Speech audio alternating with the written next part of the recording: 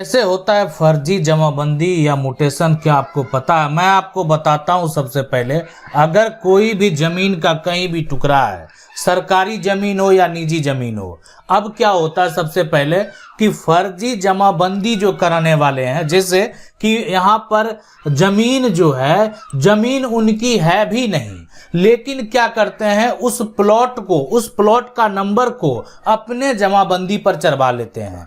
जमीन उनकी है भी नहीं, यानी वो म्यूटेशन जो है जमीन का, वो अपने नाम करवा लेते हैं। यानी आप ये फर्जी जमाबंदी, अगर म्यूटेशन से सावधान नहीं रहेंगे तो कल को आपके साथ भी धोखा हो सकता है। कैसे होता है ये धोखा, ये समझने की जरूरत है। कैसे किया जाता है ये धोखा, यानी फर्जी जमाबंदी या म्यूटेशन के साथ।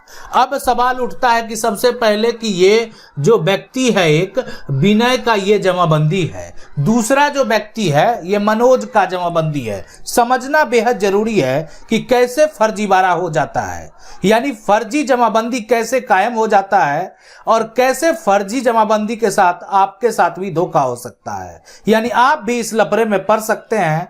यानी अगर आप उस जमीन को या तो खरीदने गए या आपको खरीदने की सोच रहे हैं, तो आपको सावधान रहने की जरूरत है। अगर आप सावधान नहीं रहेंगे तो आप धोखा खा सकते हैं। यानी अगर आप इस तरीके को समझ लेंगे, इस नियम को समझ लेंगे, तो आपके साथ कोई धोखा भी नहीं कर पाएगा। तो फर्जी जमाबंदी आखिर हो कैसे रहा है? बहुत ऐसे, यहां पर देखें सबसे पहले कि विनय का जो जमाबंदी है उसमें यहाँ पर 117 यहाँ पर नंबर का प्लॉट विनय के नाम दर्ज है, और यहाँ पर देखें कि ये जो 42 नंबर का एक प्लॉट है वो भी विनय के नाम से दर्ज है, और 206 नंबर का जो प्लॉट है जिसको आप यहाँ पर देख रहे हैं ये भी विनय के नाम दर्ज है, और 29 नंबर का प्लॉट ये भी विनय के नाम दर्ज है। अब एक व्यक्ति और है, मनोज है, और मनोज का जो जमाबंदी है उसमें 120 जो है वो नंबर का प्लॉट जो है वो दर्ज है। अब देखें 120, उसके बाद जो नंबर है वो है 185 ये वाला प्लॉट, उसके बाद 191 है, और उसके बाद जो है वो 46 है। तो ये सभी जो प्लॉट है वो मनोज के जमाबंदी पे दर्ज है। लेकिन 120 नंबर वाले प्लॉट को जब आप जाकर देखेंगे तो ये जमीन जो है, यानी इस कलर वाला जितना भी जमीन है वो सरकारी जमीन है। ये व्यक्ति क्या किया, सरकारी जमीन को, ठीक है हो सकता है कि ये जो है कब्जा करके भी रखा होगा, इसीलिए कि 185 नंबर का प्लॉट इसी से सटा हुआ है। अब ये क्या किया कि इस प्लॉट को अपने नाम पर, यानी अपने जमाबंदी पर सरकारी जमीन को चढ़वा रखा है। लेकिन ये जमीन तो सरकारी है, ये जमीन का पूरा अगर रिकॉर्ड देखा जाए तो ये तो सरकारी है। अगर आप इस जमीन को खरीद लेंगे तो मनोज के द्वारा जो है रजिस्ट्री भी वो कर सकता है, इसीलिए कि रजिस्ट्री में आप देखेंगे अरे इसका तो ये तो रेवेन्यू दे रहा है, इसके जमाबंदी पे है, ये रसीद भी कटा रहा है, तो हम जाके इसका प्रॉपर्टी को खरीद लेते हैं। लेकिन अगर आप ऐसा कर लेंगे तो आपके साथ बड़ा धोखा हो सकता है।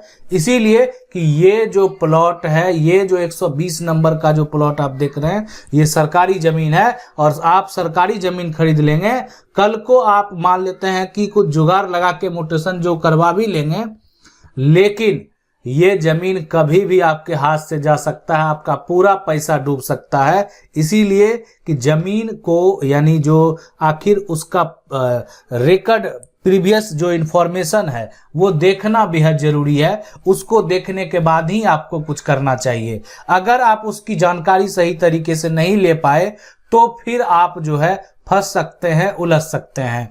तो यहाँ पर जो है, यानी फर्जी जमाबंदी कराने वाले के ऊपर देखिए सरकार भी चाहती है कि जो फर्जीवाड़ा कर रहा है, ठीक है, यानी अगर फर्जीवाड़ा हो रहा है तो सरकार भी जो है एक तरह से प्रयास करती है कि कराने वाले के ऊपर FIR दर्ज हो, उसके ऊपर कार्रवाई हो। इसीलिए कि यहाँ पर जो है बहुत ऐसे मामले होते हैं, परिवार में विवाद चल रहा है, ऑब्जेक्शन लगा, मामला जो है वो कोर्ट में है ना, फिर भी ऑब्जेक्शन लगाया गया, लेकिन फिर भी नहीं सुना गया और उस व्यक्ति का म्यूटेशन कर दिया गया। तो अगर कोई म्यूटेशन पे ऑब्जेक्शन लगाता है तो ऑब्जेक्शन की जांच करनी चाहिए। अगर वो जांच में सही पाया जाता है तो जो रेवेन्यू ऑफिसर हैं, जो अधिकारी हैं, उनको वो म्यूटेशन को जो है कैंसिल कर देना चाहिए। उनको जमाबंदी जो है एक तरह से कायम नहीं करना चाहिए, यानी उसको जो है एक तरह से दाखिल खारिज प्रक्रिया का जो है जो भी प्रक्रिया है वो नहीं करना चाहिए। अब यहाँ पर देखें, हम ये बात कर रहे हैं कि ये किसी की जमाबंदी जो तैयार की जाती है तो वो एक म्यूटेशन दाखिल खारिज के प्रोसेस के बाद, तो दाखिल खारिज गलत तरीके से हुआ तभी तो जमाबंदी में इसका ये प्लॉट चढ़ गया। जब किसी का अगर म्यूटेशन गलत तरीके से हो जाएगा तभी तो इसमें सरकारी मनोज में जो है सरकारी जमीन आ गया। ठीक है, विनय में तो नहीं आया, विनय का जमाबंदी सही है, इसमें ये सभी प्लॉट है, इसमें तो कोई सरकारी जमीन नहीं है। कल को 120 नंबर का प्लॉट अगर मनोज किसी को बेच देता है तो वो क्या खरीद लेगा? सरकारी जमीन खरीद लेगा। तो इसीलिए यहां पर जो है समझने की जरूरत है। और यहां पर देखें, सबसे मेन सबसे इंपॉर्टेंट जो बात है वो यहां पर क्या है कि फर्जी जमाबंदी अगर किसी का हो गया है तो रद्द कैसे होगा। अब यहां पर देखें, बहुत ऐसे लोग हैं कि फर्जी जमाबंदी किस आधार पर कराते हैं कि दो परिवार है, अब एक जो है परिवार या दो भाई है, ये भाई जो है, ठीक है, यहाँ पर मान लेते हैं 3 भाई है, ठीक है। अब यहाँ पर जो है एक भाई विनय है, विनय अपना जमाबंदी करा लिया, विनय का भाई का जो है जमाबंदी नहीं हो रहा है और विनय उसको सपोर्ट भी नहीं कर रहा है, लेकिन विनय ने अपना जमाबंदी करवा लिया है। अब जो है दूसरा भाई को सपोर्ट भी नहीं कर रहा है, तो इसलिए इस तरह का जमाबंदी उनको तो आपको करना पड़ेगा। कल आप गलत तरीके से अगर करा भी लिए हैं तो आपकी जमाबंदी भी रद्द हो सकती है। तो इसीलिए गलत तरीके से किया गया जमाबंदी यानी वो रद्द होगा। अगर वो जमाबंदी गलत तरीके से किया गया है तो उसको रद्द होने से कोई नहीं रोक सकता है।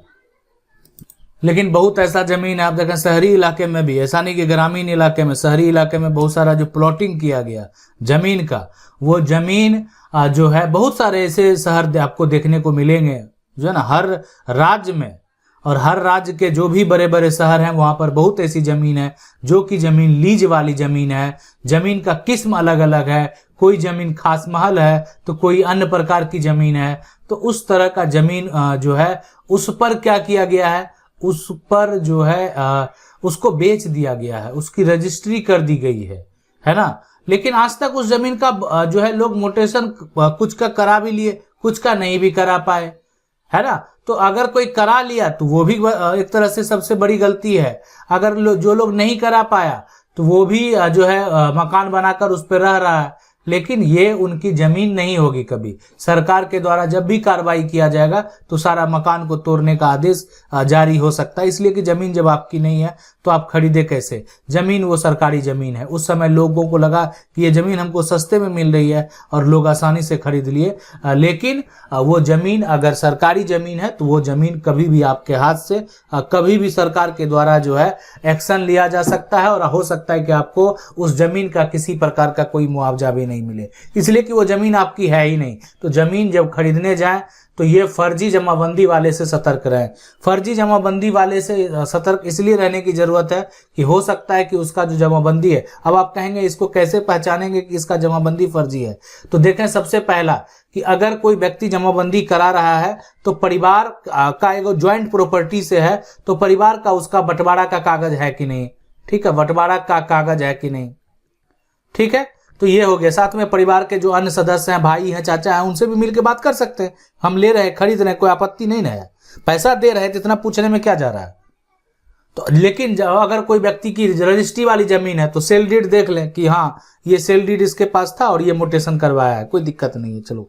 तब ये फर्जी जमाबंदी मतलब कि दूसरे का जमीन का प्लॉट नंबर अपने नाम पर चढ़ा लिया, उसका जमीन ही नहीं है, ठीक है, और क्या किया फिर उसको बेच दिया, जाकर उसको बेच दिया, जमीन उसका है ही नहीं, कैसे बेच दिया वो, ठीक है। लेकिन कल को मान लेते हैं जैसे ही मामला एक तरह से कोर्ट में जाएगा तो क्या होगा, जमाबंदी रद्द हो जाएगा। जमाबंदी देखें, रद्द करने का जो राइट है वो यहाँ पर जिला कलेक्टर के पास है, एडीएम कोर्ट में है, यानी आप जो फर्जी जमाबंदी है उस पर कार्रवाई करके वहां पर आप जो है म्यूटेशन अपील केस फाइल कर सकते हैं। और उसके बाद जो है अगर किसी के द्वारा गलत तरीके से जमाबंदी कर लिया गया है तो उस तरह के जो गलत म्यूटेशन है उसको आप चाहेंगे तो रद्द करवा सकते हैं। ये आपके ऊपर डिपेंड है, लेकिन आपको यहाँ पर पुख्ते प्रूफ देने होंगे कि किस तरीके से जो है गलत तरीके से जमाबंदी किया गया है। आशा करते हैं वीडियो अच्छा लगा होगा। वीडियो को लाइक जरूर कर दें। चैनल को पहली बार देख रहे हैं सब्सक्राइब करके जो बेल आइकन है उसको जरूर दबा लें। मिलते हैं अगले वीडियो में, तब तक के लिए जय हिंद।